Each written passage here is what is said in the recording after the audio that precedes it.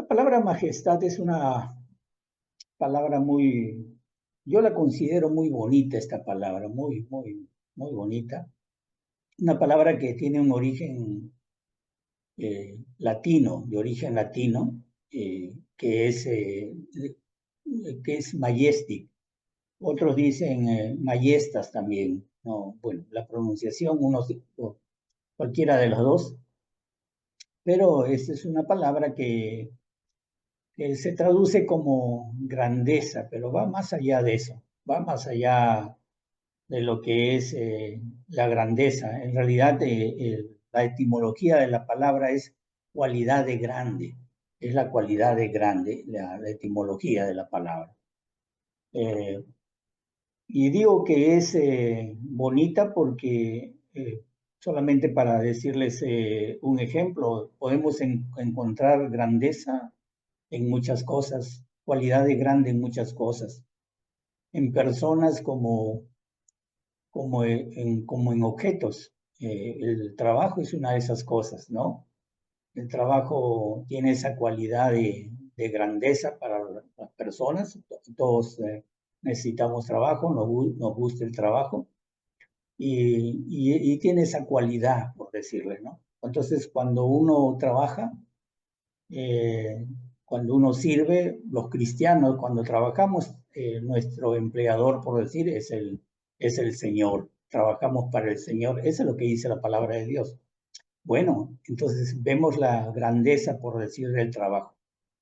Respetamos a nuestros jefes. Es posible que incluso esté más preparado que ellos, pero le damos su lugar no por ello, sino por la grandeza del puesto que ocupas o del trabajo que ocupas. En los años 81, por ahí se casó Lady Di, y en ese tiempo era una noticia de todo el mundo, ¿no? En todo el mundo era la noticia de su matrimonio. Me acuerdo que la televisión pasaban su matrimonio en una catedral, en la catedral, creo, si no, de Gales, de San Pablo, y fue un matrimonio majestuoso. Se decía que es un matrimonio majestuoso por su belleza, la hermosura y por todo lo que esa imagen que representa, pero cuando murió 15 años después, más o menos, cuando muere, pues también los funerales fueron, podemos decir que fueron majestuosos. Majestuosos, creo, si no me equivoco, lo hicieron en la abadía de Westminster. En esa abadía lo hicieron ahí, y la abadía en sí es algo, en sí mismo es algo grandiosa. Se han escrito libros acerca de esa abadía y de su grandiosidad. Entonces, algo majestuoso. Pero aquí estamos hablando de Cristo, de nuestro Señor Jesucristo majestuoso. Y como tal, eh, ya no vale la pena. Les iba a hacer la pregunta, ¿qué palabra podemos darle a Jesús? ¿Qué palabra podemos nombrarlo a Jesús? Pues es esta palabra, majestuoso, una palabra de majestad, que también está en la Biblia, en el Nuevo Testamento, también menciona esta palabra, traducida por supuesto al latín como esta palabra majestuosa, como majestic, como la majestad del Señor. Entonces, eh, y creo que es una palabra muy hermosa para describir a quien nos ha redimido, a quien nos ha rescatado, a quien nos salvó, a quien nos ha salvado. Es una palabra muy bonita para describirlo. Y, y en este pasaje vamos a ver precisamente, en este pasaje que acaba de leer el hermano, vamos a ver la majestuosidad de Jesús, la grandeza de Jesús, y una grandeza mucho más, digamos, sublime que la grandeza que podemos describir en otras cosas, como hemos estado ahora explicándole, en otros eventos o en otras personas. Es más sublime, es más excelsa o más excelso. Es una majestuosidad que podemos nosotros reconocer en Jesús. Dice aquí que entraron, en Marcos nos relata que entraron en Capernaum, y dice que entraban y y los días de reposo, dice, está bien escrito, estando en la sinagoga enseñaba, dice que se admiraban de su doctrina. Y vamos a ver aquí en este pasaje vamos a ver la majestuosidad de Jesús en tres contextos diferentes. Una majestuosidad dentro de dentro de la iglesia, una majestuosidad dentro del hogar y una majestuosidad, digamos, en la calle, una majestuosidad, vamos a verlo acá. Y, y, y cuando digo iglesia, yo quiero que ustedes por el momento la tengamos entre comillas esta palabra iglesia, porque yo la estoy sacando, aunque no está mencionada en este pasaje donde Jesús mostraba su autoridad. Y explico por qué utilizo la palabra, le digo que pongamos entre comillas la palabra iglesia, porque la palabra que se utiliza aquí es la palabra sinagoga. La palabra sinagoga. La palabra sinagoga es el templo de los judíos y fue una idea de Esdras. Si van ustedes al Antiguo Testamento van a ver ahí el libro de Esdras, más o menos 450 años antes de Cristo, cuando los judíos habían sido llevados cautivos y se encontraban en Babilonia. Había quedado un pequeño remanente allá en Jerusalén, pero estaban en Babilonia, es decir, que no estaban en su país, en el país de Palestina, y obviamente ellos no podían estar en Jerusalén para ofrecer sacrificios o para sus fiestas, porque era muy importante y es muy importante en todo el mundo que los judíos vayan por lo menos una vez al año a adorar a Jerusalén. Entonces, y en ese tiempo a ofrecer sacrificios. Entonces, lo que tuvo en mente Esdras es que él podía hacer este tipo de una especie de casa, una especie de templo donde pudieran ellos ir a adorar, donde pudieran adorar. Y pues en todos los lugares especialmente en Babilonia, donde habían judíos, ahí hicieron estos templos donde ellos podían estudiar las escrituras. Eh, el primer propósito es que tenían que ellos estudiar las escrituras. Ellos se reunían para adorar a Dios y una forma de adorar a Dios era también hacer una lectura de la ley, y hacer un comentario de la ley o una exposición. Y tenían además el otro propósito de ser un un centro cultural donde podían educarse los niños, formarse los niños, tener tradicionalmente las escuelas que ellos tenían, las escuelas con diferentes tipos de rabinos o de rabí, que hasta el día de hoy lo conservan. Entonces, hasta que muchos años después ellos regresan, los que estaban en la diáspora regresan al país de Palestina y ahí pues ahora ellos ya podían adorar a Jerusalén, pero adorar en Jerusalén, pero quiero decirles solamente en contexto que regresaron ya no hablando el hebreo, se había perdido prácticamente el hebreo se perdió, ya no hablaban, el hebreo que se habla hoy es un hebreo que lo han construido, lo han hecho de nuevo en el siglo pasado, porque esto se perdió. Hubo un grupo muy pequeño, nada más que hablaba el hebreo, los samaritanos, por decir que estaban al ladito, habían perdido, adoraban incluso a otros dioses, adoraban a otros dioses y todo ese bajo, cuando regresaron bajo este contexto y ahora ahí vemos a nosotros este relato que hemos visto de nuestro Señor Jesucristo, Entonces, y es decir, ya había venido el Mesías y según con esta misma idea, ellos, así como eh, habían hecho sinagogas, sinagogas en Babilonia, también hicieron sinagogas en todo Palestina, llámese Jerusalén, Samaria, Decápolis, en todo Palestina estaban las sinagogas, porque todavía, acuérdense que todavía estaba el templo en pie. El templo fue destruido en el año 70, estamos hablando del año 30 aproximadamente. Entonces, podemos nosotros ver de que por qué habían, además del templo, habían las sinagogas, porque fue llevada esta idea de las sinagogas a Jerusalén.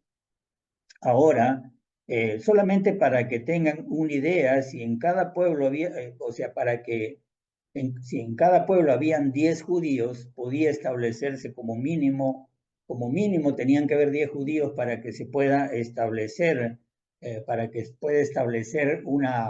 una, eh, una sinagoga. Si habían 1000 mujeres y 9 varones judíos, no podía haber una sinagoga. Era muy necesario, por lo general se contaban los varones. Ahí ustedes pueden ver en la genealogía de Jesús, en Mateo capítulo 1, ustedes pueden ver que se mencionan solamente varones, porque es lo que ellos, la forma como ellos contaban. Entonces, eh, por lo menos, como le digo, una sinagoga con 10 varones. Y dice ahí que Jesús ahí es lo que entra a esta sinagoga y entraron a Capernaum, ¿no? En Capernaum y entraron precisamente el día de reposo, es el día sábado, y nos dice ahí que él enseñaba en la sinagoga.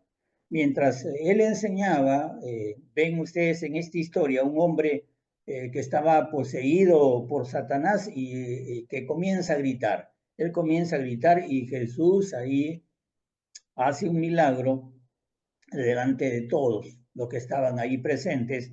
Él sana a este varón, a este hombre, y esta es la historia, ¿no? Dice ahí, y se admiraban de su doctrina porque les enseñaba como quien tiene autoridad y no como los escribas.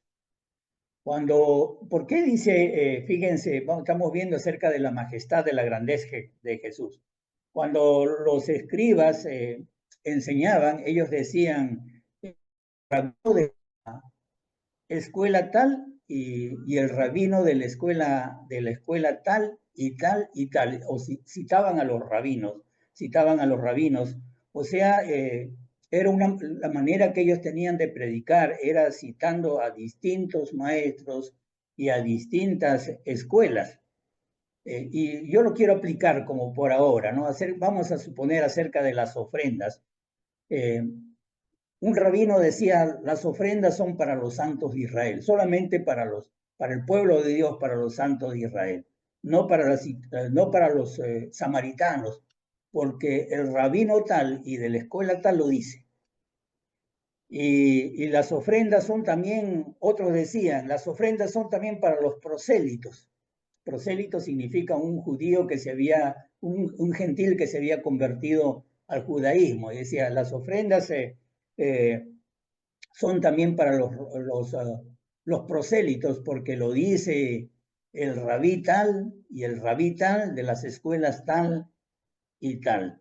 Y otro decía, no, no, las ofrendas no son para eso, las ofrendas son corbán a Dios, son corbán a Dios. Es decir, primero es a Dios que antes de mis padres, que antes de mis padres. ¿Se acuerdan que Jesús corrige eso? Les dice, ustedes son hipócritas porque dicen, mi ofrenda es corbán a Dios y no les dan a sus padres. Estoy poniendo mis palabras. Entonces, porque lo dice, es corbán a Dios porque lo dice el rabino tal, de la escuela tal y tal y tal. Y esto hasta el día de hoy, hay escuelas, hay unos pleitos por las escuelas, quién las escuelas, y es muy importante esto de las escuelas y también de los maestros, de los rabinos, que hacen los comentarios de la ley, que hablan de la ley, la memorizan, hacen comentarios de la ley y tienen que estudiar el Mishnah y tienen que estudiar otros libros de la tradición y comentarios, porque esos libros de la tradición son de los maestros, de los rabinos. Y esa discusión, vuelvo a repetir, hasta el día de hoy se da. Hasta el día de hoy. Y ellos hablaban así. Entonces, Jesús, ¿cómo hablaba Jesús? Jesús lo que hablaba, él, acuérdense ustedes que siempre él decía, habéis oído, ustedes habéis oído que se ha dicho, y otras veces decía, yo digo. Y entonces él estaba enseñando con autoridad porque obviamente Jesús podía enseñar perfectamente la ley, podía dar una buena enseñanza bíblica y cada palabra suya era literalmente la palabra del mismo Dios. Por lo tanto, a nosotros no debe sorprendernos que ellos estaban asombrados por su enseñanza, pero también estaban ellos asombrados de su poder. Cristo, como ustedes pueden haber visto en el pasaje, muestra su poder sobre el reino espiritual. Él rompía o quebraba el dominio de Satanás porque Cristo, digamos, es maravilloso, majestuoso, asombroso en su poder sobre el reino espiritual, su poder sobre Satanás, porque también nosotros vamos a encontrar en la misma Biblia otros relatos en el Nuevo Testamento que él mostraba, por decir, su poder sobre la naturaleza. En un momento dado, por decir, él estaba en la barca junto con sus discípulos en medio de una tormenta y no quizás, sino que ellos estaban, Jesús estaba durmiendo mientras que los discípulos lo despiertan llenos de miedo por la tormenta. Eso está en Marcos capítulo, más adelante en Marcos capítulo 4, versículo 39. Y ahí dice que en Marcos capítulo, a ver, vamos a leer, ¿eh? Dice, y levantándose reprendió al viento y dijo al mar, calla, enmudece, y cesó el viento y se hizo grande bonanza. Ahora no debe a nosotros sorprendernos esto. Si Él es el creador, es lógico que Él tenga poder sobre la naturaleza. Y en el siguiente capítulo, en Marcos capítulo 5, encontramos también que Él tenía poder sobre la muerte. Por eso nosotros por eso podemos recordar este relato ¿se acuerdan ustedes de la hija de Jairo? Que dice, y Jesús dice que tomando la mano de la niña, le dijo Taita Kumi, que significa o que traducido es niña, a ti te digo, levántate. Eso está en Marcos capítulo 5. Como ustedes pueden ver en estos tres relatos, puedes ver que Cristo es excelso, Cristo es asombroso en su poder sobre el reino espiritual. ¿Por qué? Vuelvo a repetir, porque Él rompe o quiebra todo dominio de Satanás. Su poder sobre la naturaleza y vemos nosotros también su poder sobre la muerte. Pero tenemos que preguntarnos nosotros, hacernos una pregunta, ¿cómo Él lo hizo? ¿Cómo lo hizo? ¿Cómo Él demostró su poder. Sencillamente lo hizo con su palabra, nada más que su palabra. ¿Por qué? Porque su palabra tiene poder, su palabra tiene poder. Y este es algo muy importante, hermanos, que lo estoy tocando porque nosotros debemos estar convencidos que su palabra tiene poder, plenamente convencidos, porque si no estamos convencidos, les digo que nuestro cristianismo va a estar un poco debilitado, un poco débil. Es muy importante que nosotros estemos convencidos que su palabra, la palabra de Dios, tiene poder. Y cuando nosotros realmente estamos convencidos que la palabra de Jesús tiene poder, entonces, por implicancia, tenemos que leerla. Tenemos que ir leyéndola de a poquitos, aunque sea un poquito más, pero nosotros debemos dejar que esta palabra vaya liberando su poder en nosotros. No, la clase no es sobre el poder, estamos hablando sobre su majestuosidad, pero solamente quiero decirles que el mismo Señor dice que cuando hay dos o más reunidos bajo su autoridad, bajo su nombre, está Él ahí. ¿Lo creemos? Aquí estamos más hermanos reunidos en su nombre, más de dos. Dice que ahí está en medio de, y si está Él ahí, ¿estará o no estará su poder? Tenemos que estar convencidos que sí está su poder. También la palabra de Dios dice que Él habita en nuestros corazones, su trono está aquí, que nosotros incluso somos el templo del Espíritu del Señor, el Espíritu de Dios. Dígame, ¿creen ustedes que si Él está aquí, también está también su poder de Jesús en nosotros? Claro que sí, tenemos que creerlo. El problema es que hay miles, millones de cristianos que hablamos de cristianismo y no lo creemos así. Ya les decía, la semana pasada citaba al apóstol Pablo, que él decía que él iba a ellos con mucho temor, les hablaba a ellos con mucho temor y temblor, que su palabra no era no era de humana sabiduría, ni hablaba con palabras, ni hablaba con palabras persuasivas de la sabiduría del hombre. ¿Para qué? Para que lo que él predicaba vaya con poder, estoy usando mis palabras, con el poder de Dios, para que se haga manifiesto el poder de Dios. Entonces, nos está diciendo que si a medida que nosotros vamos poquito a poquito alimentándonos de la palabra de Dios, pues tendremos entonces nosotros, pues tendremos que saber que ahí también está el poder. Tenemos que creer que la palabra de Dios, estar convencido que su palabra de Dios tiene poder. Entonces deberíamos leerla, ¿no creen ustedes, un poquito más para que este poder se vaya liberando, esa fuerza poderosa de Él se vaya liberando dentro de nosotros? Entonces, si estamos nosotros convencidos que la palabra de Jesús tiene poder, es lógico que Pablo escribiera, por decir a los colosenses, decía, la palabra de Dios more en abundancia en ustedes. La palabra de Dios mora en abundancia en vosotros.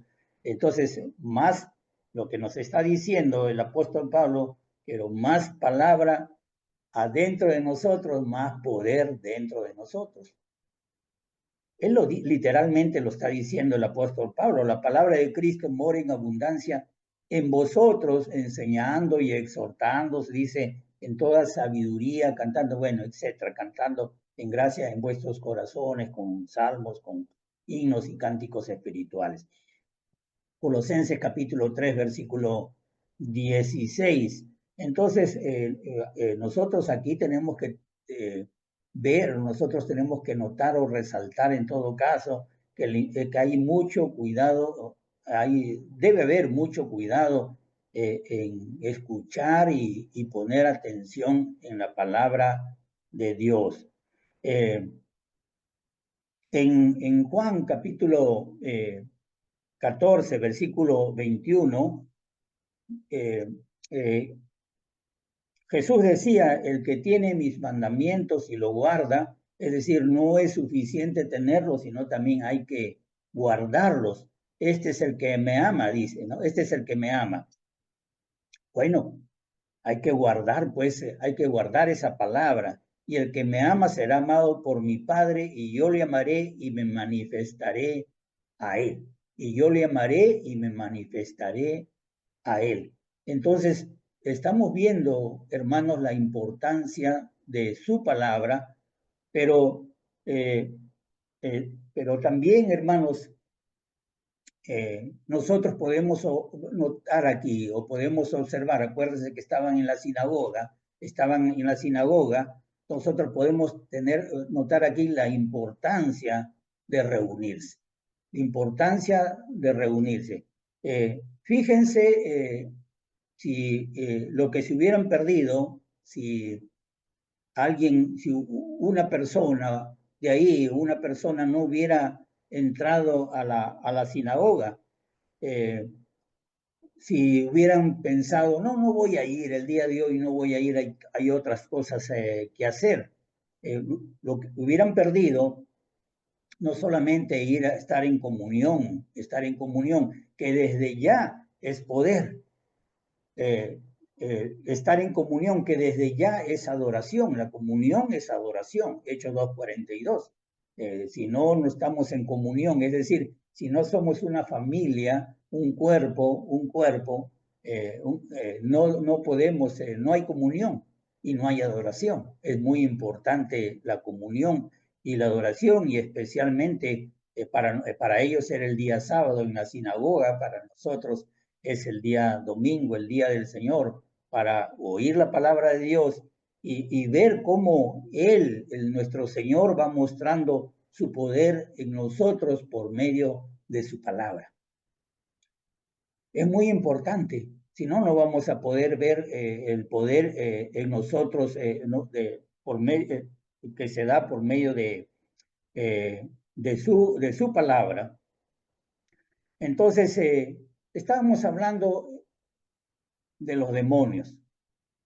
Los demonios, ángeles caídos que estaban en rebelión con Dios o que participaban de la rebelión contra Dios. Y esta rebelión pues tenía su líder, liderada por Satanás.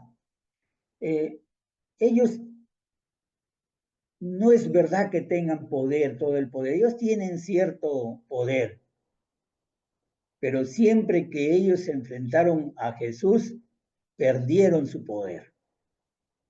Quizás para nosotros no tenga mucha, de repente no nos estamos dando cuenta la importancia que tiene para nosotros que siempre que se enfrentaban con Jesús, como ustedes pueden ver en este pasaje, ellos perdían ese poder que tenían. Le digo que quizás no nos estamos dando cuenta porque si nosotros aquí estamos reunidos como iglesia, créenme que aquí, que nosotros somos Cristo aquí en la tierra. Él se fue, él subió a los cielos, pero no nos dejó sin nadie, hermano. No, él dijo, les conviene que yo me vaya porque si no, no vendría el Espíritu Santo, el Espíritu de Dios. Pero él además no se fue sin dejarnos un cuerpo. Él nos dejó el cuerpo, su cuerpo de él, el cuerpo de Cristo, y no nos dejó sin cabeza porque él es la cabeza de este cuerpo que es la iglesia.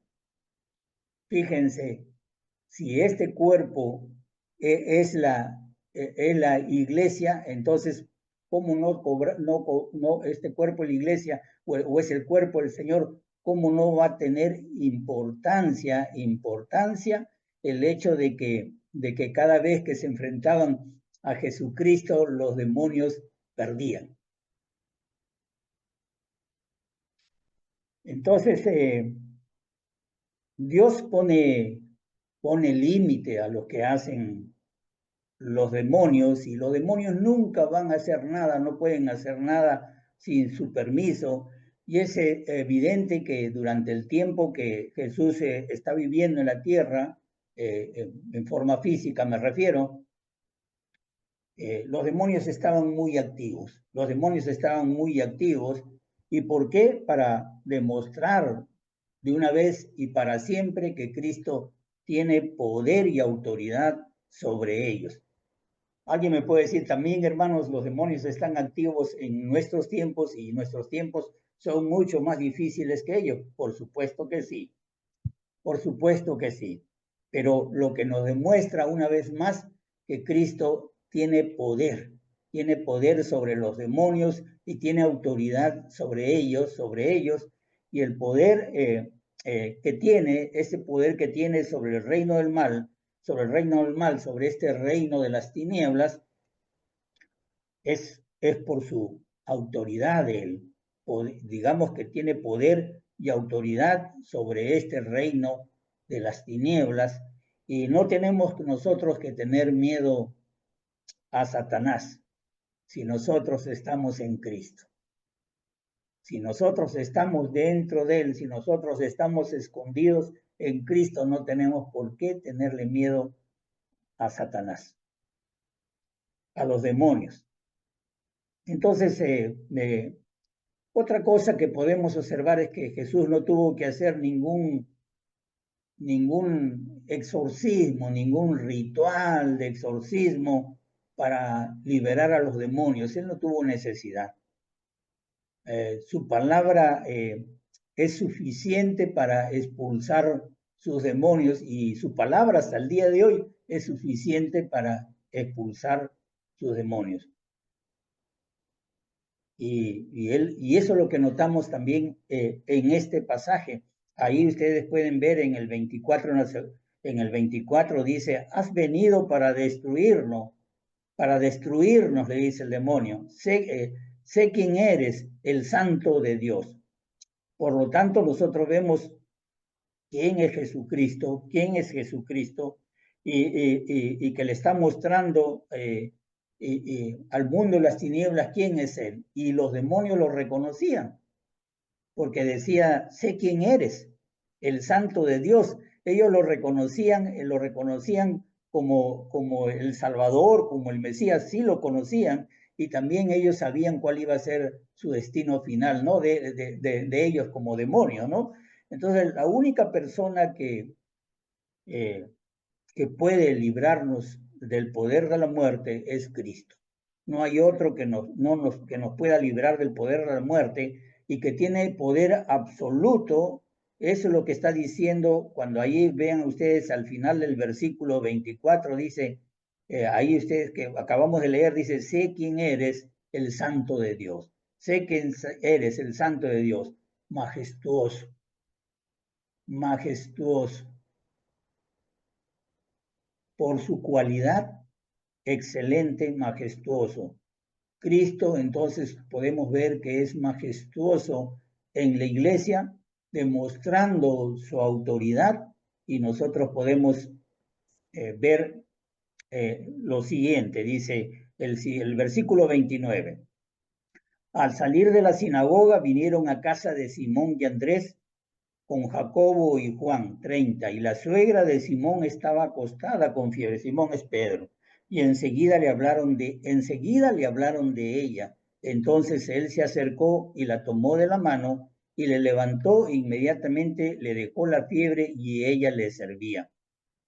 Hemos visto que Cristo es majestuoso en la iglesia. Cristo, como yo le dije, aquí vemos que es majestuoso en la casa donde él en realidad demostraba cuán tierno era, o sea, su ternura. ¿Qué es lo que está pasando aquí?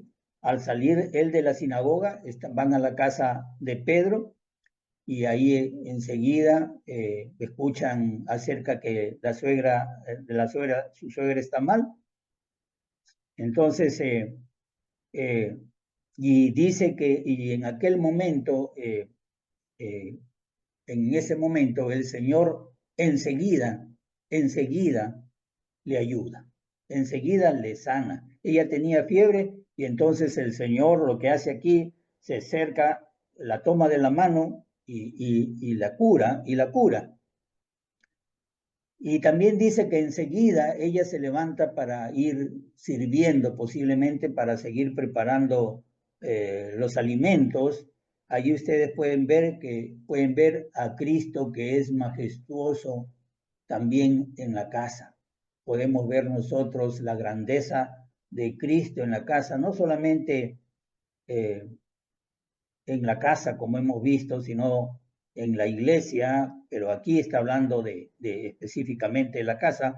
Ojalá que nosotros podamos ir experimentando eso en nuestras casas, donde que Cristo sea majestuoso en nuestras casas.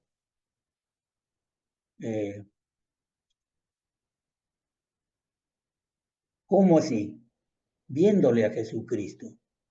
Viéndole a Jesucristo mostrando su excelencia en nuestras casas.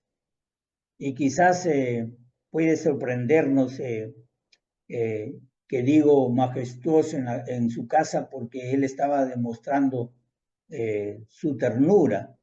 Si en la iglesia él mostraba su autoridad, ¿cómo es que mostraba su ternura? Miren, fíjese lo que dice el 31 ahí. Entonces él se acercó y la tomó de la mano y la levantó e inmediatamente la dejó la fiebre. Tocó su mano y la fiebre la dejó. Hemos visto que con la palabra de Cristo era suficiente para haberla curado. Hemos visto en otros estudios que hemos hecho anteriormente, pero él hizo más que eso. La tomó de la mano. ¿Se acuerdan con el leproso algo parecido? La tomó de la mano. Y yo quiero que también destacar aquí un poquito más que la mano de Dios, siempre en mis oraciones menciono la mano de Dios. Siempre menciona la mano de Dios y escucho que otros hermanos también, escucho que en sus oraciones mencionan la mano poderosa de Dios. Porque hay muchos pasajes acerca de la mano de Dios. Si ustedes van a una concordancia, ustedes pueden ver que estos de la mano de Dios se repite una y otra vez. Pero aquí solamente algunos ejemplos. En Salmos 31, del 14 al 15, dice, mas yo en ti confío, oh Yahvé, oh Jehová. Digo, tú eres mi Dios, en tu mano están mis tiempos, en tus manos están mis tiempos. ¿No creen que es sorprendente que nuestros tiempos estén en sus manos de Él? Podemos aquí nosotros ver cómo Dios nos protege a nosotros, cómo Dios nos cuida. Nuestros tiempos están en sus manos, en el cuidado de Dios. En Salmo 73, 23 dice, con todo yo siempre estuve contigo, me tomaste de la mano derecha. Aquí está hablando de cómo Dios nos sustenta, cómo Dios nos cuida. Y aquí, por supuesto, el Salmo de David, aquí el Señor está sosteniendo a David en cada momento. Siempre David, siempre David dice, Dios le dice, estuve contigo, me diste tu mano, o David le dice a Dios, estuve contigo y tú me diste tu mano derecha en otro. En Isaías 41:13 también, este es otro versículo hermoso, también donde Dios dice, porque yo, Jehová, soy tu Dios, quien te sostiene de tu mano derecha y te dice, no temas, yo te ayudo. Aquí nosotros también podemos ver la protección de Dios para nosotros, pero estamos hablando de Jesús, no nos apartemos de Jesús. Cuando Jesús nos toca, Él nos limpia, Él nos da limpieza. En Mateo capítulo 8, versículo 3, ahí ustedes pueden ver donde dice Jesús extendió la mano y la tocó diciendo, quiero ser limpio, y al instante la lepra desapareció. Jesús simplemente pudo haber dicho, sé limpio y nada más. Pero Jesús hizo algo más. Él, ¿se acuerdan ustedes? Lo estudiamos, él extendió la mano y no solamente le extendió la mano, sino además le tocó, ¿no? Le tocó. Y yo les comentaba que esto es muy importante. Podemos ver nosotros que en la psicología de los leprosos, en la psicología de los leprosos, el que alguien te toque es influye enormemente en su optimismo para la vida misma, porque ellos a sí mismos se consideran intocables. Hay manuales de psicología para leprosos. De repente, algunos de nosotros estamos hablando que esto de la lepra no es para nosotros, que no se da en nuestra sociedad. Bueno, aquí en el norte del Perú hay mucha UTA, muy parecida a la lepra. Yo he visto aquí varias personas sin nariz o con dedos, he visto sus pies, he conocido personas acá en el norte del Perú. Es endémico el UTA, que es muy parecido a la lepra. Y es muy fea esta enfermedad, ¿no? Entonces vemos nosotros que importante que el Señor aquí muestra su amor, ese amor que tiene que le tocó. No tuvo no tuvo temor. Es hermoso porque incluso conozco familias de otros hermanos que han estado al pie del enfermo con una enfermedad muy contagiosa incluso los hermanos han partido, pero la familia después dicen, qué hermoso gesto de la hermana, del hermano, que estuvo a su lado porque no tenía temor, no tenía miedo. Qué hermoso gesto de eso. Jesús también pues da calma. Vemos aquí en este caso de la fiebre, él calma la fiebre, dice que la tomó de la mano a la suegra de Pedro y inmediatamente la dejó la fiebre, y también su mano, esta mano de él, da luz, porque Jesús cuando estaba hablando con unos ciegos en Mateo capítulo 9, estaba hablando con unos ciegos, dice que Él les toca sus ojos y le dice, conforme a vuestra fe se ha hecho, y dice que los ojos de ellos fueron abiertos. Otra vez el Señor les hubiera dicho, es suficiente con esto, pero vemos nosotros que Jesús vuelve a mostrar su amor por ellos, Jesús es un hombre amoroso, un hombre tierno, y vuelve a mostrarles su ternura. Eh, Vamos a otra cosa que nosotros podemos ver cuando Jesús toca es que Él da confianza. Ustedes este pasaje lo pueden encontrar en Mateo capítulo 17 del versículo 1 al 8, Mateo 17 del 1 al 8, pero no lo voy a leer. En este caso el relato es que habían tres discípulos, Pedro, Jacobo y Juan, y fueron al monte de la transfiguración.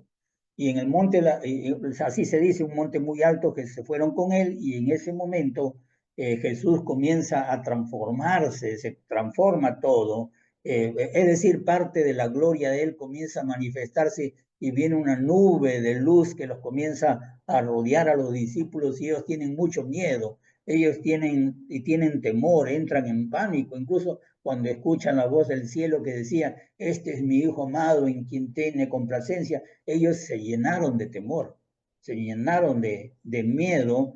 Ahí solamente le leo un versículo, dice, entonces Jesús en el 7, dice, entonces Jesús se acercó y los tocó, perdón, Mateo sí, 17:7, y le dijo, levantaos y no temáis, levántese y no teman.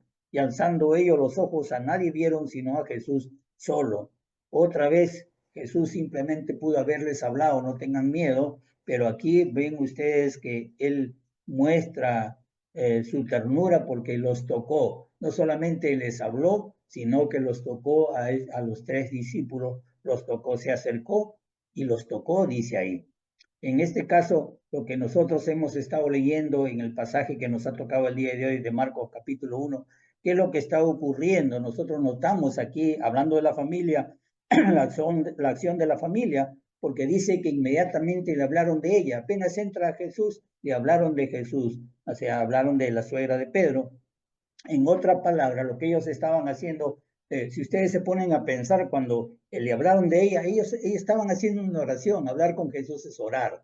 Ellos hicieron una oración, una oración con plena confianza, una oración sin dudas a Jesús. Ellos no dudaron. La suegra de Pedro estaba enferma, entonces ellos hicieron una una oración con plena confianza, y nosotros también hacemos esa oración de plena confianza.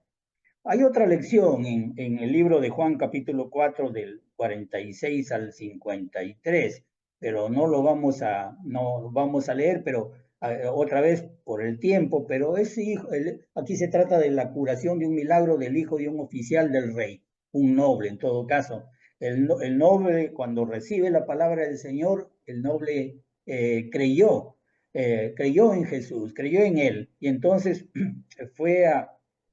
cuando él regresa a su casa, encuentra que el Señor había sanado a su hijo, o sea, al hijo del noble. El Señor lo había sanado, pero el Señor lo había sanado estando lejos. Él lo había sanado a distancia, a distancia. Ahí ustedes pueden ver en Juan capítulo 4, dice 49, dice, Señor, desciende en mi casa antes que mi hijo muera, el 49, Juan 4, 49. En otras palabras, estaba diciendo, ven a casa para que sanes a mi hijo. También ustedes pueden ver que era una oración cuando estamos obrando, o porque también se obra cuando estamos orando por otras personas, es lo mismo, hermanos. Estamos diciendo, Señor, actúa en la vida de tal persona, actúa dándole salud, actúa dándole paz, o sea, ayúdale en todo caso a que sea consciente, Señor, de tu presencia. Y es muy importante. Y ustedes pueden observar que ellos lo hicieron enseguida. ¿Y por qué lo hicieron enseguida? ¿Por qué enseguida dice ahí que los familiares le hablaron de ella? ¿Por qué creen ustedes enseguida? A veces nos vienen a nosotros los cristianos y nos dicen, oren hermano por tal asunto. Nosotros no decimos, vamos a orar en la noche. Inmediatamente oramos, hermano. Si no oramos con la persona, pero apenas se va, o apenas dejamos inmediatamente le vamos nuestras oraciones. No lo dejamos para después. Si lo dejamos para después, también tiene su explicación. ¿Por qué? ¿Por qué enseguida? Pues la respuesta, hermanos, es porque la amaban. ¿Se dan cuenta ustedes? Porque la amaban. Y porque era urgente, y no solamente estaba con fiebre y la amaban, era urgente. Cuando alguien nos dice oren y nosotros inmediatamente oramos, estamos mostrando nuestro amor que es genuino, no que somos cristianos solamente de palabra nada más, sino mostramos en verdaderamente que somos cristianos, que tenemos la ternura de Cristo, el amor de Cristo, y es por eso que lo hacemos enseguida, porque lo hacemos enseguida, y porque Él lo hizo enseguida, porque la amaba. Ahí también igual hay muchos pasajes, por si en las bodas de Caná, María vino a Jesús y fue pocas palabras, le dijo, no tienen vino, eso fue todo. Pocas palabras, en castellano también es poquitas palabras, no tienen vino. Entonces, nosotros también podemos decir lo mismo, hermano. Podemos pedirle al Señor lo mismo, decirle, Señor, no tienen paz. ¿Por qué no podemos decir eso? Señor, no tienen paz. Es decir, esa persona no tiene vino, no tiene paz. No, ¿sí? No tiene vino. Podemos pedirle al Señor lo mismo, y dice, cuando ellos le hablan enseguida, ustedes pueden ver que la acción de la mujer, el resultado de la mujer, es decir, de la suegra de Pedro, también fue lo mismo. Dice que enseguida se levantó y le servía. Perdón, enseguida se levantó y le servía. Vean ustedes, enseguida. ¿Y por qué enseguida? ¿Por qué la suegra de Pedro se levantó enseguida? ¿Porque el yerno era muy bueno? ¿O porque ella era muy buena? No, por gratitud, por gratitud. Nosotros también podemos ir poco a poco o siempre mostrando nuestra gratitud al Señor, gratitud por cada respuesta a nuestras oraciones, porque el Señor responde con toda seguridad nuestras oraciones, y también por su presencia. Aquí estamos, hermanos, a distancia también. El Señor también trabaja a distancia. Por eso por eso el nombre Iglesia sin distancia, porque el Señor trabaja a distancia, hasta obra milagros a distancia. Y para terminar, hermano, el tercer punto, Cristo majestuoso en la calle. Dice, cuando llegó la noche, luego que el sol se puso, le trajeron todos los que tenían enfermedades y a los endemoniados, y toda la ciudad se agolpó a la puerta y sanó a muchos que estaban enfermos de diversas enfermedades y echó fuera demonios y no dejaba hablar a los demonios porque le conocía. ¿No? Entonces, vemos aquí que Cristo es majestuoso también en la calle. ¿Qué es lo que ustedes pueden ver en estos versículos que hemos leído? Después del día sábado, la gente podía trabajar. ¿Por qué? Porque los judíos eran estrictos, comentamos, eran estrictos en guardar el día sábado. Se ha escrito más hojas acerca del día sábado en los comentarios que ellos hacen de la ley que cualquier otro libro. Hasta hay 24, algo así, de capítulos en la Mishnah, solamente al día sábado, y son cientos y cientos de páginas acerca del día sábado. Entonces, ellos querían mantener en forma estricta el cumplimiento del mandamiento de tener un día sin trabajar.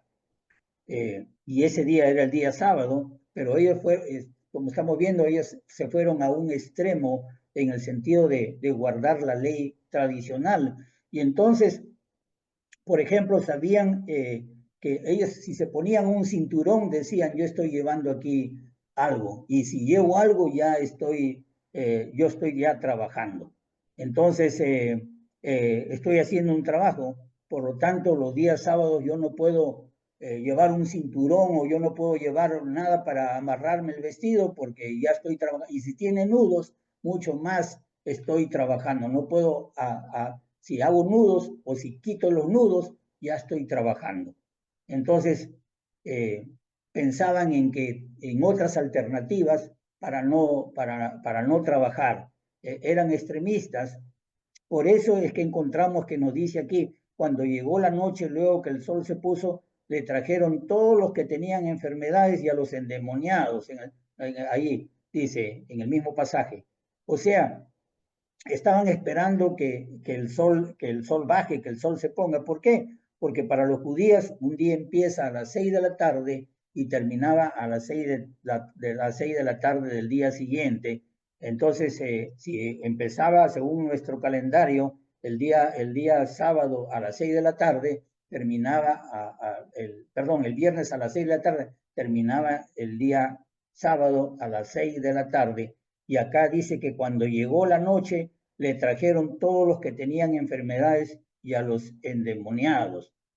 Y toda la ciudad se agolpó a la puerta y Jesús los sanó. Aquí nosotros vemos a Cristo también majestuoso, no solamente en la calle, sino también en la casa, no en la iglesia, sino también en la calle, donde Él estaba mostrando su comprensión. Digo comprensión, estoy usando la palabra comprensión y no compasión, porque si bien Él mostraba su compasión, pero yo pongo aquí comprensión por una razón muy especial. Vean ustedes otra vez, al ponerse el sol, todos los que tenían diversas enfermedades los traía Él y los sanaba poniendo la mano sobre cada uno de ellos. Ustedes aquí pueden ver su comprensión. El Señor les entendía su problema, el Señor entendía sus traumas. Él podía haber dicho, mira, mira, yo solamente atiendo hasta las 6 de la tarde, nada más, porque ya ahora es tiempo de descansar, tiempo de dormir. No, el Señor no actuó de esa manera. El Señor entiende nuestros traumas, el Señor nos va a dar horarios, el Señor entiende nuestros traumas y cómo nosotros somos también difíciles o si no tardos para entender su grandeza, entender su majestad, pero siempre Él nos empuja, el Señor nos empuja para que nosotros maduremos espiritualmente, para que crezcamos espiritualmente Y yo quiero aquí mencionar, resaltar algo en Lucas, en el libro de Lucas capítulo 4, versículo 40. En el versículo, al ponerse el sol, dice, todos los que tenían enfermos de diversas enfermedades, los traía él, al ponerse el sol, todos los que tenían enfermos de diversas enfermedades, los traían a él, y él poniendo las manos sobre cada uno de ellos, subrayen cada uno de ellos, o pónganlo en letras mayúsculas en todo caso. Qué manera de comprender, qué comprensión de Jesús. No había nadie que se acercara a Jesús que saliera con las manos vacías. Jesús no hacía distinción de personas. Dice acá a cada uno de ellos. Fíjense, a cada uno de ellos. También es igual con nosotros. Jesús no hace distinción de personas. No hace distinción. Y él pone sus manos, Jesús pone sus manos sobre cada uno de nosotros. También lo hace igual, hermanos, también lo hace igual. Jesús no hace distinción, vuelvo a repetir, de personas, sino a cada uno de otros. Algunos quizás tienen heridas profundas, algunos estamos con traumas, otros estamos con dudas, otros venimos a Jesús con preguntas, con interrogantes, con muchas preguntas, y Jesús nos recibe a todos. Y no hace falta, no hay necesidad de salir nosotros con las manos vacías cuando estamos en la presencia de Jesús. Yo les pregunto, hermanos, a todos ustedes, ¿nosotros somos conscientes de esa majestad que hablé al principio, de esa majestuosidad de nuestro Señor Jesucristo? ¿Estamos conscientes nosotros de su grandeza? Vemos nosotros que Jesús es majestuoso en la iglesia, hermanos. Debe ser majestuoso, asombrosamente majestuoso. Él tiene la majestad, no ninguna otra persona. Y cuando hablo de iglesia, hablo de la iglesia local, ¿eh? Que es la iglesia. Él es el único majestuoso, no hay otra majestuosidad. Si tú le rindes honores, pleitesía, porque se observa, lamentablemente eso se observa, se observa, ¿no? Se rinde honores, se rinde. Entonces,